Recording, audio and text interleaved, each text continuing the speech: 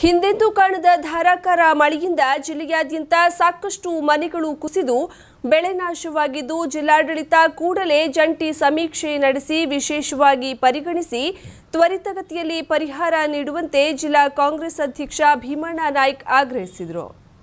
ಶಿರಸಿಯ DCC ಕಚೇರಿಯಲ್ಲಿ ಮಂಗಳವಾರ ಸುದ್ದಿಗೋಷ್ಠಿ ನಡೆಸಿ ಮಾತನಾಡಿ, ಕುಂಭದ್ರೋಣ ಮಳೆಯ ಅಬ್ಬರಕ್ಕೆ ಇಡೀ ಜಿಲ್ಲೆಯಾದ್ಯಂತ ತೀವ್ರ ಹಾನಿಯಾಗಿದೆ. ನದಿ ಪಾತ್ರದ ಮನೆಗಳು ಮುಳುಗಡೆಯಾಗಿವೆ. ಜಿಲ್ಲಾ ಕಾಂಗ್ರೆಸ್ ವತಿಯಿಂದ ಇಡೀ ಜಿಲ್ಲೆಯಾದ್ಯಂತ ಭೇಟಿ ನೀಡಿ ಸಂತ್ರಸ್ತರ ಸಮಸ್ಯೆ ಆಲಿಸಲಾಗಿದೆ. ನೂರಾರು ಮನೆಗಳು ನೆಲಸಮವಾಗಿದೆ. ಸರ್ಕಾರ ಜಂಟಿ ಸಮೀಕ್ಷೆ ನಡೆಸಿ ವಿಶೇಷವಾಗಿ ಪರಿಗಣಿಸಿ ಕೂಡಲೇ ಸೂಕ್ತ ಪರಿಹಾರ ನೀಡಬೇಕು. ಉಟ್ಟ ಬಟ್ಟೆಯಲ್ಲೇ ಜನ ಮನೆ ಬಿಟ್ಟು ಬಂದಿದ್ದಾರೆ. ಮನೆಯಲ್ಲಿರುವ ಅಕ್ಕಿ ದಿನಸಿ ನೀರಿನಲ್ಲಿ ತೊಳೆದು ಹೋಗಿದೆ. ಶಿರಸಿ, ಸಿದ್ದಾಪುರ ಸೇರಿದಂತೆ ಎಲ್ಲಾ ಕಡೆ ಕಷ್ಟದಲ್ಲಿರುವ ಜನತೆಗೆ ಸರ್ಕಾರ, ಸಂಘ ಸಂಸ್ಥೆಗಳು ಹಾಗೂ ದಾನಿಗಳು ಕೈಲಾದ ಸಹಾಯ ಮಾಡಬೇಕು. ಅಪಾಯದಂಚಿನಲ್ಲಿರುವ ಕುಟುಂಬಗಳಿಗೆ ಪರ್ಯಾಯ ವ್ಯವಸ್ಥೆ ಕಲ್ಪಿಸಬೇಕು.